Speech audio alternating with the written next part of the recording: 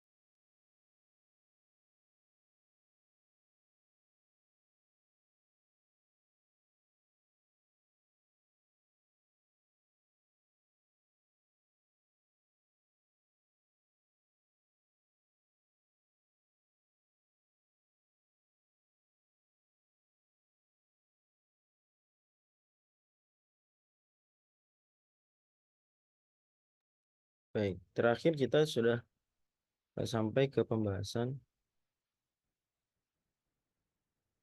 konsep kafalatul badan ya atau kafalatul wajah nama lainnya juga, di mana saya ulang sedikit. Kafalatul badan itu ada seseorang sebutlah A yang divonis misalnya mau dihukum sama pengadilan, kemudian dia kabur. Si A ini kabur ya, setelah divonis, maka kemudian ada orang sebutlah B mengatakan saya menjamin akan menghadirkan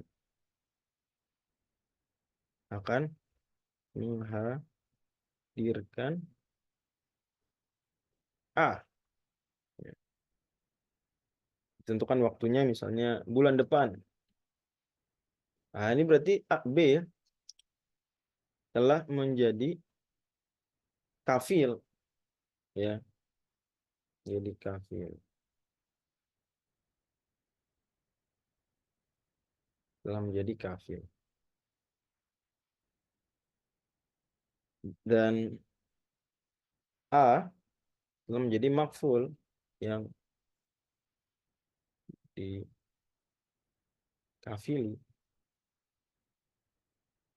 Kemudian hakimnya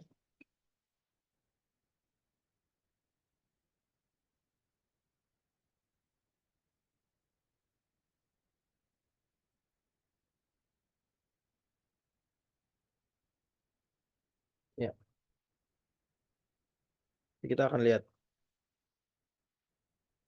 Maka kalau seandainya B nggak berhasil mendatangkan A, maka B yang bukan yang akan dihukum mati, tapi dia di penjara. Sama kasusnya misalnya belum membayar hutang, A kabur, divonis wajib bayar hutang oleh hakim, anggaplah misalnya 100 juta, kecil 100 juta sih kalau di pengadilan, 1 miliar misalnya. Maka ketika A kabur, B menjamin akan mendatangkan A. Nanti kalau B nggak berhasil mendatangkan A, B akan dihukum penjara sampai datang, begitu. Dan ini berarti B beramal soleh dengan ini, karena dia melakukan itu sukarela, karena tidak ada keterangan soal itu. Dan sudah kita singgung sampai kemarin sampai segini nih. Bahwasanya dalam mazhab Syafi'i sah apa? Memberikan kafalah jaminan biba dan iman alih uqubatun li adamiyin ka qisasin wa haddi qadfin wa man fi hududillah. Bahwa bisa kafalah ini bagi orang yang kabur kalau hukumannya bersifat hukuman manusia terkait hak manusia. Contohnya kisos dan pidana qadhf. Jadi udah kita bagi bahwasanya had itu ada dua, ya. Ada yang terkait hak Allah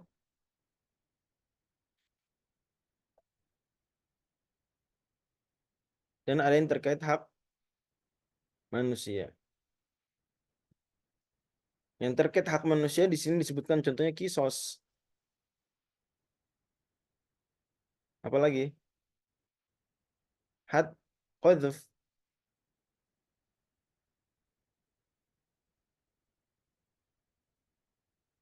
Dua ini terkait kisos. Maaf, terkait hak manusia. Adapun yang terkait dengan hak Allah apa aja? Rajam,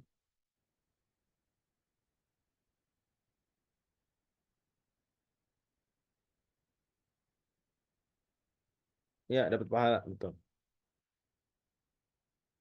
Rajam. Kemudian apa lagi? Potong tangan. Cambuk juga sama ya. Cambuk 100 kali yang pezina itu juga sama. Masuk sini. Gitu. Kalau yang hak Allah nggak boleh dikafalahi. Kenapa? Karena hukukullah mabniyatun alal musamahah. Hak Allah prinsipnya dibangun di atas pemaafan. Dibangun prinsipnya di atas pemaafan. Jadi kalau dia kabur, ya kabur aja. Pada dasar Allah memaafkan. Ya, perkara beneran Allah nanti di akhirat nggak mau hukum yang bersangkutan itu terserah Allah ya. Tapi kita di dunia kalau ada orang kabur, nggak mau dirajam, nggak mau dipotong tangan, nggak mau dicambuk 100 kali, nggak mau diasingkan setahun, termasuk juga apa? Had mabok,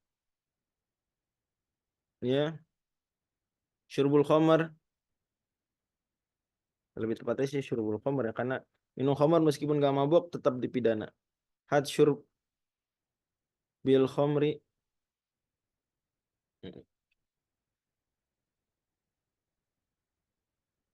ya ini kabur aja, ya. Seperti hadis Nabi SAW dalam Bukhari Muslim, beliau Shallallahu Alaihi Wasallam ketika Ma'iz itu kabur, sahabat kemudian ngejar sampai dirajam, ya, lagi dirajam terus ini Ma'iz datang minta dirajam. Tahu ya Kang Zidan ya kisahnya ya, pernah dengar nggak? Ya, Ustaz. Jadi Ma'iz datang minta dirajam, kemudian oke, ya Nabi sebenarnya awalnya nggak mau ngerajam, nanya ya mungkin cuma cium, mungkin cuma ya bagaimana lah, nggak sampai zina. Bentar.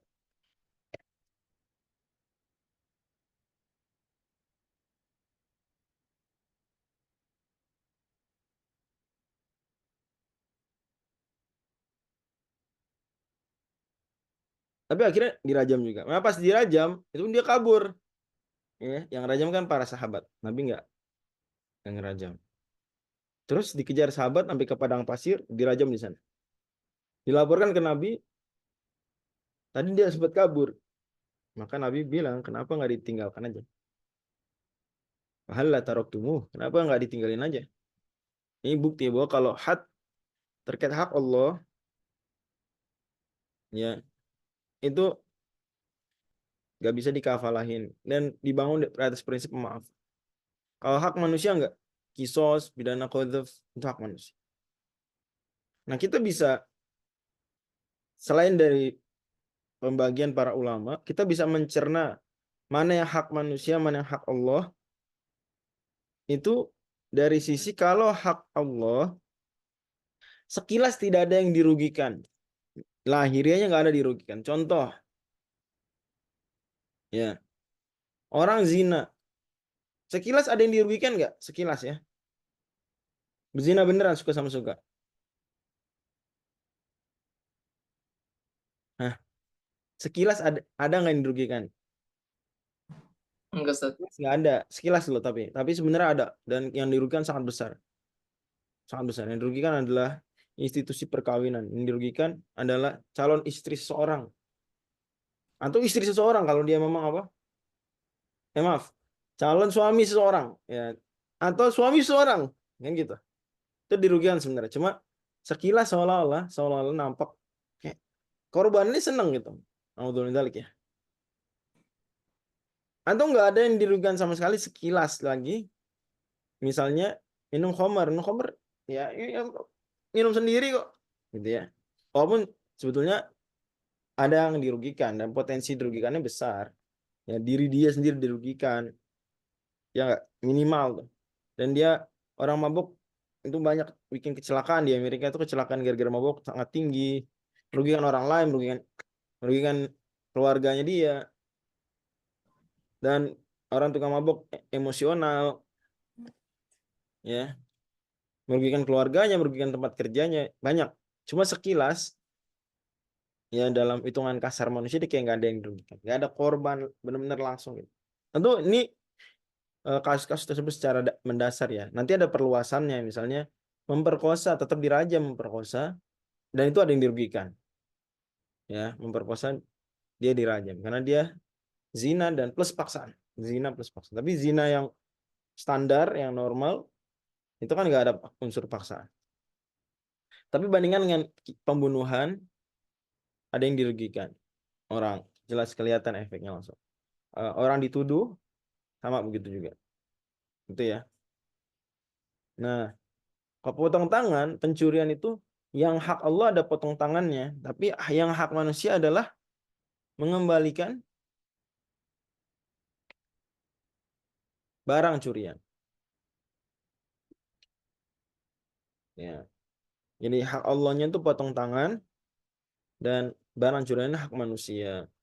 Makanya potong tangan bisa aja tidak dilakukan hukumannya oleh pemerintah kalau kondisinya lebih dipandang ada lebih maslahat di situ. Umar bin Khattab misalnya pernah melakukan moratorium potong tangan. Pernah satu masa Umar bin Khattab tidak memotong tangan pencuri. Karena itu hak Allah. Dibangun di atas prinsip pemaafan. Gitu ya. Mm-mm. Jadi ada yang bertanya kalau dia di penjara, dia udah berusaha nyari, nggak nemu ya. Akhirnya di penjara. Berpahala nggak dijelas dia berpahala. Mm, berpahala.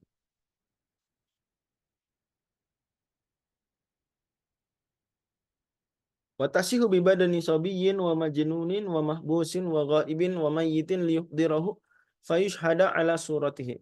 Dan sah yang dijamin itu adalah badan anak kecil. Jadi ada anak kecil dicari kabur. Bisa nggak anak kecil dikafalahi? Bisa. Orang gila sama. Wa majnunin, orang gila bisa juga.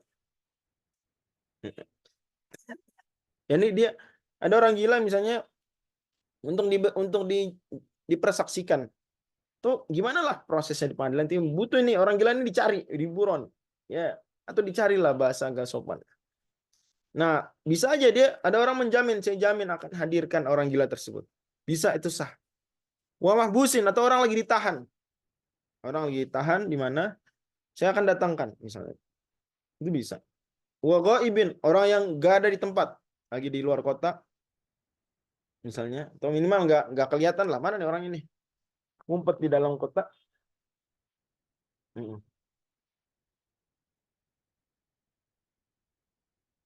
Ya,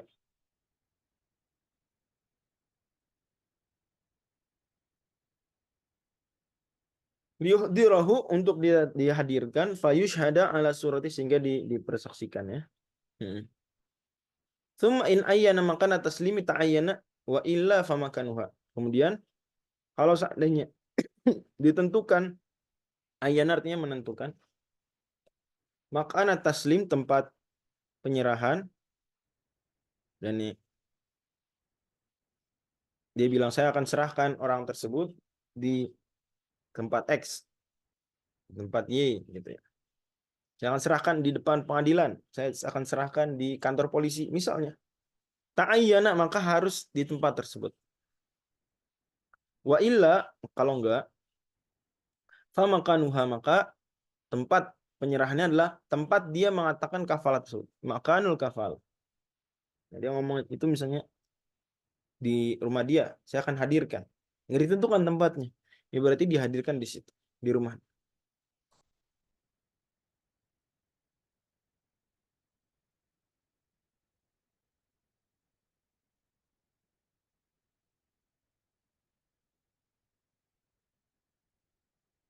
Ya. Wa yabra'ul kafilu bitaslimihi fi makani taslimi, dan kafil itu yang menjamin, jika disebut sebenarnya kafil, orang yang menjaminnya itu ya bro, menjadi bebas dari tanggungan kafalah ini kapan? Bitaslimihi, ketika dia menyerahkannya fi makani taslim, di tempat yang dijanjikan. Mm-mm.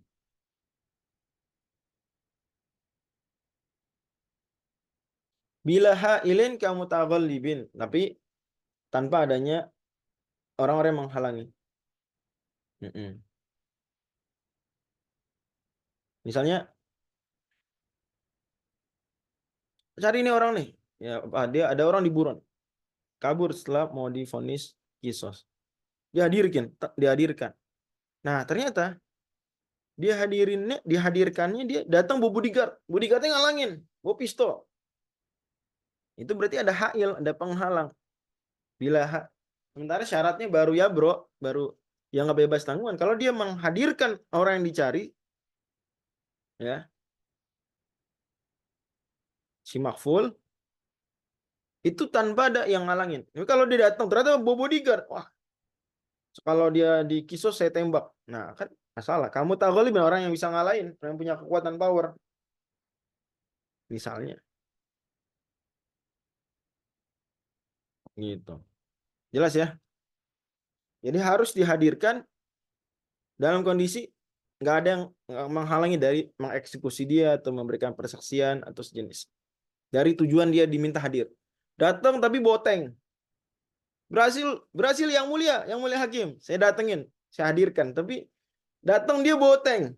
Siap nembak hakimnya kalau dia apa-apain. Nah kan sesuai nggak dengan tujuan kafalah? Gimana Kang Zidan?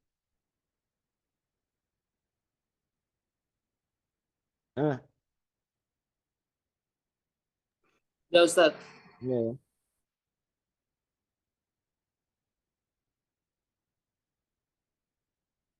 oke.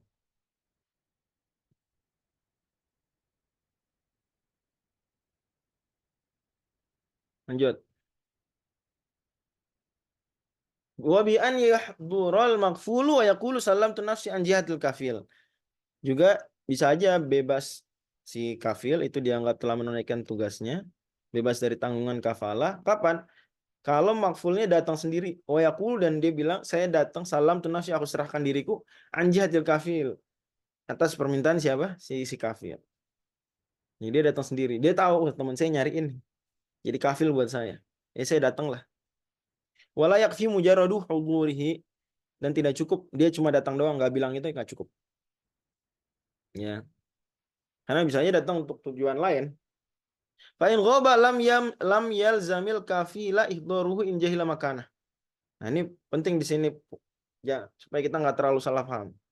Kalau seandainya makfulnya yang dijamin itu kabur, nggak ada. Sementara kafil nggak tahu tempatnya di mana, saya nggak tahu.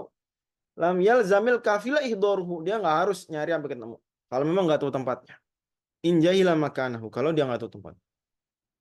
Wa illa, kalau nggak fayalzamhu. Kalau dia tahu maksudnya gitu ya. La wa illa wa illam yajhal. Wa illam yajhal. Kalau dia nggak tahu, fayalzamuhu, maka wajib atasnya untuk menghadirkan makful.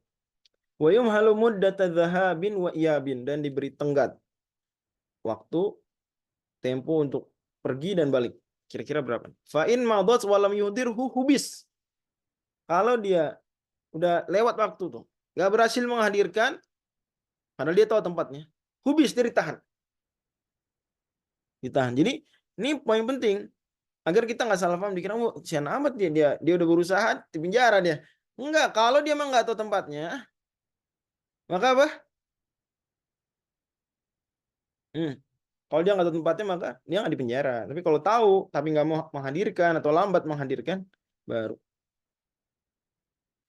Wakil ada pendapat lemah, in ghawa ila masafatul qasri lam yalzamhu ihdharu. Bosnya kalau jaraknya itu sudah di atas jarak qasar, itu kira-kira 85 km, maka juga nggak, meskipun tahu si kafil tahu tempatnya, saya tahu tempatnya di Cianjur. Cianjur dari sini Depok ke Cianjur safar. Ya, setahu saya begitu. Nanti mungkin ada yang punya pandangan berbeda, tapi setahu saya itu sudah 85 km ke atas. Ya Depok Sukabumi lah, Depok Sukabumi misal. Wah, saya tahu rumahnya di Sukabumi. Tahu. Tapi jauh. Ada pendapat lemah bilang nggak harus dihadirkan, nggak apa-apa. Tapi yang benar, yang roji dalam mazhab Syafi'i adalah dia wajib menghadirkannya juga. Dia wajib menghadirkan juga. Karena dia tahu tempatnya. Kecuali kalau nggak tahu. Wal asahu annahu idza mata wa dufina la yutalabul kafilu bil mal. Dan yang benar pendapatnya adalah bahwasanya kalau ternyata yang diburon, yang dicari udah meninggal dan udah diapain? Dikubur. Gimana dong? Wah, ketemu yang mulia, ketemu tapi udah meninggal dari kubur. Gimana dong? Digali nggak? Wah, saya harus mendatangkan orang ini ke pengadilan. Digali kuburnya? Biar Nggak, nggak Ustaz. nggak ya. Nggak. Ya aja deh. Juga terus diminta nggak? Oh, ganti rugi, bodo amat, bayar. Enggak gitu. Lah itu lah kafil bil mal. Misalnya dia diburon karena kamu bayar utang, ya, kamu bayar utang. Maka yang kafil yang menjamin nggak dituntut bayar, nggak gitu. Lah, saya nyariin, ternyata udah dikubur. Demikian ya. Mungkin di sini ada pertanyaan, Ustaz. Di sini ada kata-kata waduh Vina dan dikubur ya. Kalau belum dikubur gimana? Ya kalau belum dikubur dan bisa dihadirkan, ada kondisinya. Ya misalnya tidak beda kota, tidak sampai safar, maka nggak apa-apa dia. Maka dia tetap diminta untuk datang. Mm-mm. Ya, kalau belum dekat ya nggak nyampe safar, nggak nyampe lintas kota, udah meninggal, maka dihadirkan untuk jadi saksi. Nih, lihat nih, ini orangnya udah meninggal lama gitu. Wa naulau syarata fil kafalati annau yaghramul mala in fatat taslimu batalas. Kalau ada syarat begini, kafalah terjadi tapi kalau nggak dapat kamu yang ganti rugi. Nah, batalas maka itu nggak sah. Jadi nggak ada kafalah itu kalau nggak ketemu kamu yang bayar, nggak gitu, nggak gitu ya. Batal karena tujuan kafalah bukan itu, tujuan kafalah untuk menghadirkan orang, kafalah badan ya, untuk menghadirkan orangnya saja. Wa anna la tasihu bi ghairi ridhal makful, dan maksudnya tidak sah kafalah tanpa apa? Tanpa keridoan si yang dicari. Kafil. Jadi dia diminta izinnya, diminta ayo datang ke pengadilan gitu. Wallahu a'lam bishawab. Demikian. Saya pikir cukup jelas, insyaallah. Teman pekan depan kita membahas eh, lafal-lafal kafalah, sigoh-sigohnya, juga beberapa ketentuan tambahan tentang kafalah secara umum. Ya, ada pertanyaan silakan. Kalau nggak kita masuk ke tafsir langsung. Nah, ini jarang-jarang kita selesai fikih sebelum apa? Belum. Salim.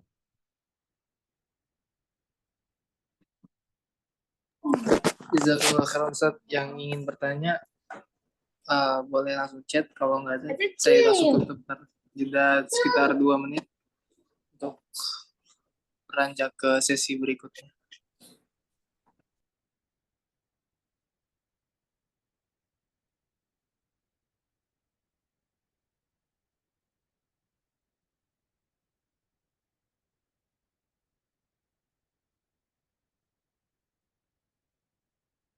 Oke, cukup. Kalau gitu kita break aja, habis itu langsung tafsir, Kak. Kang Zina. Baik Ustaz. Jazakumullah khairan. Tidak 2 menit.